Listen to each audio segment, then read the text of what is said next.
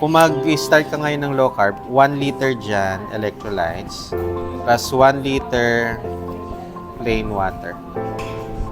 Kung mag-low carb siya, no? Ayan, strict. Oh. 1 liter electrolytes spread throughout the day, plus 1 liter plain water spread throughout the day. Kailan makaka 2 liters ka a day. Hindi ka bababa dyan, pwede kang sumobra ng 500 ml. So, 2.5. Huwag kang bababa. O hindi, dehydrated ka. So, pagka dehydrated, headache, dizziness, pwedeng palpitation. First sign na dehydrated ang tao, palpitation. Kaya pagka tumatakbo sa ER, nakita ko pasyente, tachycardic, mabilis ang tibok ng puso. Swero, hydrate natin.